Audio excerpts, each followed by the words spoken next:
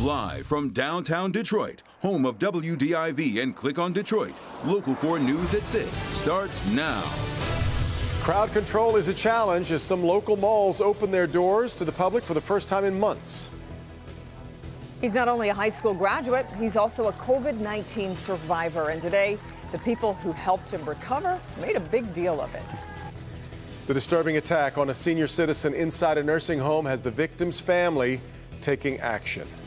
Glad you're with us tonight for Local 4 News at 6. As we've reported this week, the man in custody is a 20-year-old who also lived in Detroit's Westwood Rehabilitation Nursing Center. The victim, 75 years old, and beaten and taunted in that video that surfaced on social media. His family wants more than just the attacker held accountable. And they are lawyering up. Victor Williams live with the action that they're taking. Victor?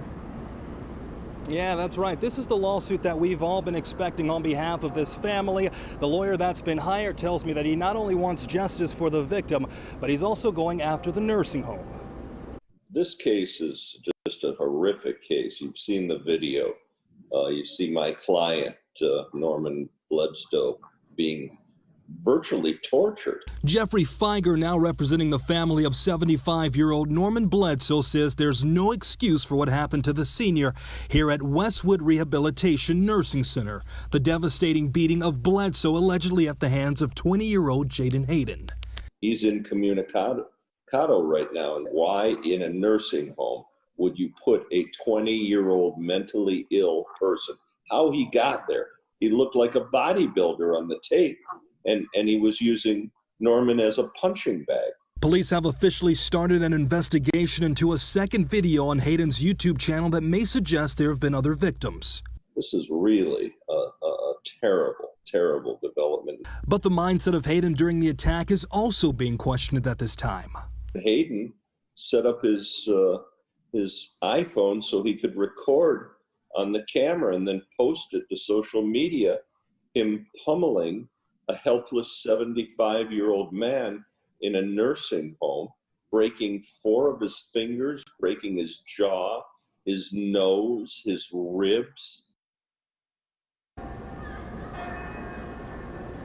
Now, we did reach out to the nursing home to see what they had to say about this lawsuit. Unfortunately, they did not get back to us by this time. On top of that, we're going to go ahead and pass it back to you guys. Go ahead. We got you, Victor. We understand. We'll get. We trust everything is okay there on the live scene. Just a little bit of mayhem, noise being made around him. The day after the feds put out charges against Anthony Morocco, the other key figure in the Macomb County Public Works corruption case has pleaded guilty. Dino Bucci was formerly a county trustee, then became a deputy to Morocco in the Public Works Department. Appearing before a judge via video, he admitted he pressured developers and contractors to spend hundreds of thousands of dollars on tickets to Morocco's fundraisers in a pay-to-play scheme. The 60-year-old Bucci faces a sentence of 9 to 10 years in federal prison. We've got some instability in the air across southeast Michigan here as the hot and humid weather kind of gives way to some cooler temperatures. Ben is here tracking some potential storms. Ben? Yeah, Kim, we've got some activity on top of us right now, but you can see that bigger line that's out there on the west side of Lake Michigan. That's coming through tomorrow. Let's go to 4 Live Radar and show you what we're dealing with tonight. Just a few showers and some thunderstorms. A lot of that's in the south zone, starting to creep into the metro zone. And we'll zoom in a little bit closer. Could be some downpours in here and maybe a gusty wind or two, wind gust or two. But generally what we're looking at here is going to be some garden variety stuff. And that's the back edge of it as it starts to lift through. So we don't see a whole lot more, at least right now. Could be having a couple spots develop as we get later into the evening. But tomorrow, as we head towards the morning hours, everything's going to start to decay overnight. And then as that cold front approaches tomorrow, we will be seeing showers and storms develop mainly on the east side during the later parts of tomorrow morning. And then that'll get us to a dry second half of the day tomorrow. So coming up, we'll talk more about the cooler weekend we're expecting. But if you want a sneak peek of it, check out the Local Forecasters app. It's got your 10-day forecast and a lot more all in the palm of your hand. Search for free WDIV in your favorite app store. Guys? Yeah. Ben, let me just quickly mention Victor Williams is just fine. There was nothing there going on other than a lot of noise and noisemakers around him. Yeah. He's fine. Yeah. Well, the number of COVID-19 cases in Michigan has risen past 56,000. The 406 new cases reported today pushes the total to 56,014. 38 more people have died from the virus in Michigan for a death total of 5,372. Public swimming pools are going to remain closed indefinitely across Wayne, Oakland, and Macomb counties under an order issued today by their health agencies along with the Detroit Health Department. And the Michigan Court of Appeals has sided with the state in the case of that barber in Owasso who reopened his shop in defiance of the governor's executive order. Carl Mankey's license is suspended and he's ordered to close his shop. Today, the 77-year-old says he doesn't care about the ruling and added, quote, "If they want to put me in jail, put me in jail." A number of Metro Detroit malls reopened today. Foot traffic pretty steady. At 12 Oaks Mall, the opening has been a work in progress, particularly when it comes to social distancing. Business editor Rod Maloney live at the mall this afternoon with a peek inside and how it looked today. Rod? Yeah, Devin, you got to bring your mask. You have to have it on to get in the building.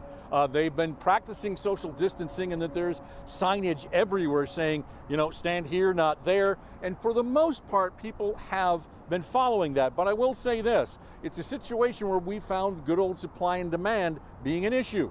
The supply, shoppers. The demand, too few stores. 12 Oaks Mall's opening is a slow rollout. Many of the aisle stores and even the anchors remain closed. The open stores are following the 10 or fewer person social distancing rules. But this is creating a bit of a bottleneck. At Zoomies, there's an employee watching over the numbers going in and out, which led to a line outside. A mom by the name of Dawn, she wouldn't give us her last name, felt comfortable standing here with her daughter. It's worth the wait for her experience. I'm here with my daughter, and she has been quarantined and disappointed because schools have been closed and band trip was canceled. So this is her wanting to come outside for the last 2 months. Over at Forever 21, an even longer line stretched across the center aisle. Haley Poquinos felt standing in line wasn't really a problem. I feel pretty protected with a mask. Of course, if you're going to wash your hands, that's even better. But it doesn't feel that bad. There's not too many people here. Mall General Manager Dan Jones says the mall's looking to prevent these kinds of scenes. We don't want accumulations of people within the shopping center, in one spot. So what we're asking, we've made a virtual queuing app available to all of our tenants so that they can use that so that if the store's too busy, they can notify you to come back in 20 minutes. I need new summer clothes. Yeah, you need your summer clothes, right? Well, the stores will be opening more slowly, some this weekend, some by the end of the week, and the mall will close off entrances if it gets too crowded inside. Reporting live in Novi, Rod Maloney, Local 4. You got it. All right, Rod. Well, graduation plans have been turned upside down for the entire class of 2020, but today, one local graduate wore his cap and gown for a ceremony like no other. And tonight, his family is celebrating far more than an academic milestone. Far more indeed, Kim. 18-year-old Elijah Cromartie thought he would be spending this month finishing his senior year at River Rouge High School. Instead, he has spent it at the Rehabilitation Institute of Michigan recovering from COVID-19. As he was discharged today, the staff at RIM wanted to make sure that his graduation did not go unnoticed. It was not the graduation walk he had planned, but it was one Elijah Cromartie will never forget. Masks could not hide the joy as staff celebrated this young survivor. I really want to thank everybody here at RIM who believed in me and wanted me to do as best as I can. After 3 weeks on a ventilator at Children's Hospital, Elijah came here to continue his recovery. When we first met him, it was difficult for him to even, just sit up and to be able to talk to us. It's been a lot, and I've made it very, very far, and I continue to go farther. And I'm very proud of myself and everything that I have accomplished with the help of you all. So I want to thank you. After a toss of his cap, it was time to walk back into the arms of his waiting family. A sister who hugged him like she might never let go, and a father forever grateful. Go from being a kid into an adult through this whole process and to come out successful and victorious over the COVID. I mean, I'm just thankful that God let me keep my son. Now, as joyful as today was, there is some special family that the family desperately wishes could have celebrated this milestone with them. Elijah's grandmother actually passed away from the virus in mid-April. She was his primary caregiver, so her absence was most definitely felt today and every day. Oh, yeah, I'm so sorry to hear that, but I know she is smiling down on him today. Dr. McGeorge, does Elijah have any future plans, or I'm sure he does? What are his future plans? Yeah, Kim, he actually plans to go to trade school and study HVAC. Safe to say, he has a lot of new fans in his corner now, wishing him all the best. He does. He absolutely does. And what a great field to go into. HVAC people are needed now more than ever. All right. Thank you, Doc. We'll move over toilet paper and Clorox wipes.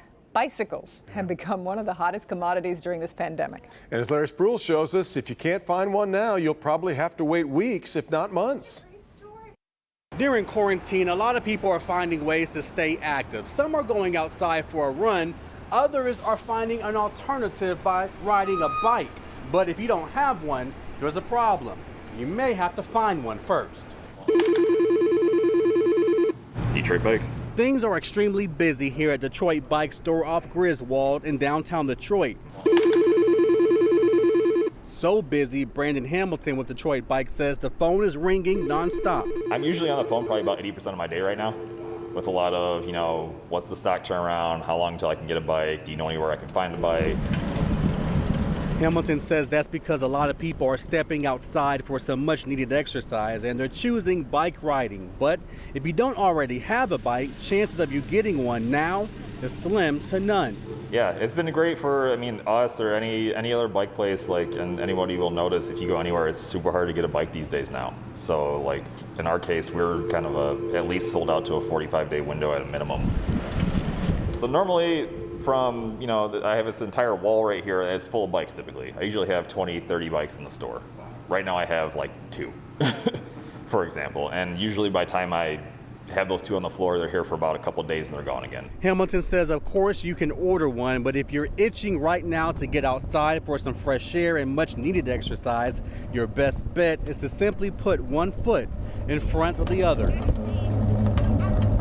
Reporting in downtown Detroit, Larry Spruill, Local 4. New at 6. City of Birmingham knows it can't stop cruisers on Woodward Avenue. That's a public street. But they don't want crowds gathering for the Dream Cruise. Tonight, they're canceling any event related to the Dream Cruise, and they have a message for people who might be wanting to come to town.